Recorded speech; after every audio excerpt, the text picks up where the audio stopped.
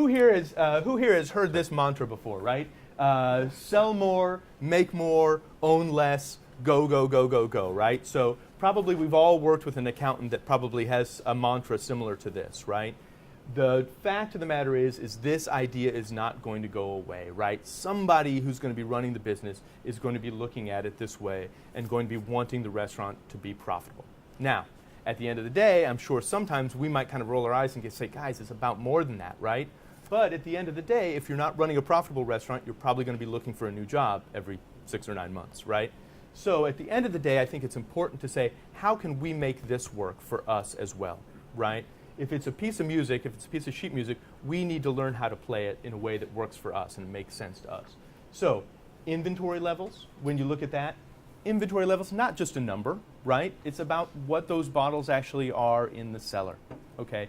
How often can you turn them over? How often can you sell them?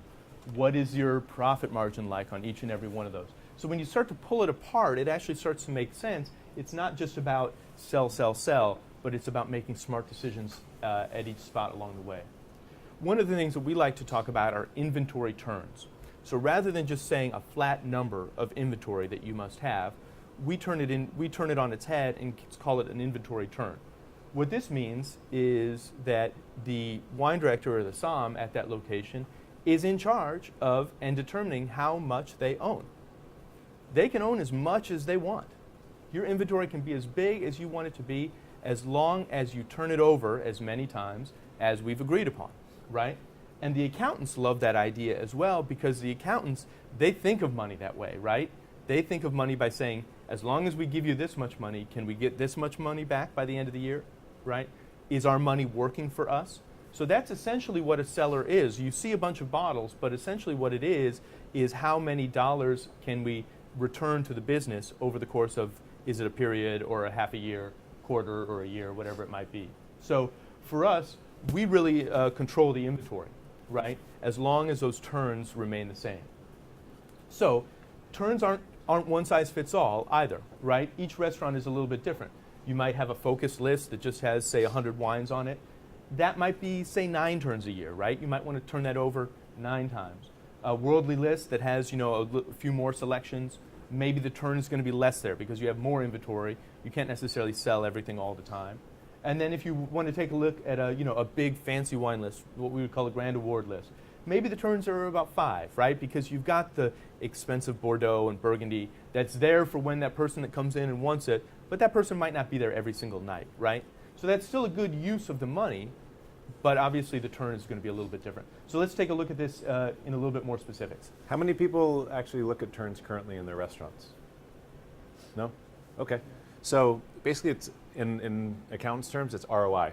I'm investing X amount in your wine program. How much revenue are you bringing to me? So we're having a conversation with Michael Engelman at the Modern, and he's saying, hey, I want to increase my inventory to this. Hey, increase it to there, but just also increase your sales as well, so that money is constantly working. So it's not, as John said, one size fits all. So what we're going to do as we go through today's exercise, we've sort of broken this into 3 different restaurant types. So we'll have a bistro, we'll have a restaurant, and then we'll have fine dining. And that's just like in our collection of restaurants, we have everything from barbecue to pizza to fine dining and everything in between. So we can't just say, okay, Juliet, you have to run the same as Blue Smoke, but we still use the same sort of parameters and look at it through the same lens, but just sort of tweak the numbers a little bit. So as we're looking at these, a bistro, for example, we're saying 7 million overall sales, 9 million overall sales for a restaurant, and then fine dining, let's say it does 17 million. So of that, wine sales, we're looking at 20% of overall sales are 20% there, and then we have 25 at the other restaurants. So number of wine selections, about 200, 500, 850, and then we look at the wine inventory. So at that $7 million restaurant, the Bistro, they're doing 1.5 million in sales, but they're using $100,000 of inventory to get that revenue. And so from the accountant standpoint, you're turning that inventory over 15 times over the course of an entire year, which means my money is working fast. And that's what they like. Lower investment, more revenue in that.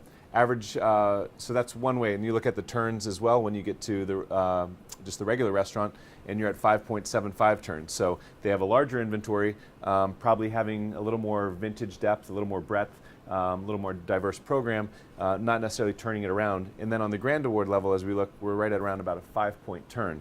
And so you're going to have a certain percentage of your inventory that's going to be turning over on a regular basis. That could be your by the glass selection, but then you're going to have stuff that may be the 61 Petrus, the vertical of DRC, whatever that may be. That's not going to be turning over as frequently. So it's having to have that balance in there to make sure. And so that 850 gives you a little bit of that cushion by doing 5 turns on that.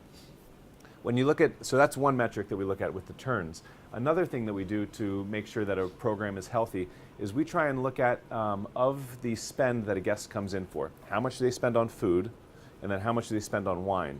And it was really interesting as we went through and did this analysis for the first time. This was about, I'd say about 8 months ago, we came across this. Just out of curiosity, started putting it out on Excel. For the most part, our restaurants were running about 40 to 50% of the food check was also spent on wine. And so we said, okay, that's a healthy metric for us to use. And when you look at it, in this scenario, for example, at the bistro, okay, you got 50%. That's a really strong program. So that means people are coming in, they're spending 25 on food, they're spending 25 on wine. At the restaurant here, they're only spending 43% of what that food check is. So something tells me that something's a little bit out of whack, and we need to do a little detective work here, saying how can we move that up? There's obviously room for growth here. That could be by offering some higher items to sell. Is it looking at your by the glass? And we'll figure out how to do a little more detective work later on. And then here you have the fine dining. That's great. So they're spending $100 on food, and every guest is coming in and saying, okay, $52 of that I'm going to spend on wine. So that's a very healthy transition there. What this does for you as a manager or as a sommelier, or you can look at that and you can say, okay, if I have a 4-top tonight at that fine dining restaurant, that's $200 that I'm going to do in wine.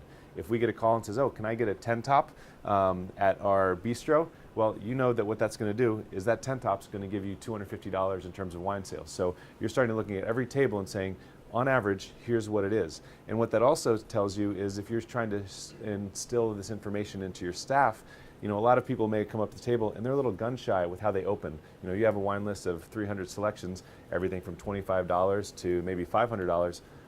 Where do you start with? And you may be comfortable having that conversation and really feeling out that guest, but they may not. But if you tell them the average wine spend per guest is around $25, 2 people at a bottle, that's $50 a bottle. Okay, they know where to open. That's sort of the sweet spot, and that sets them up for success going out to the table.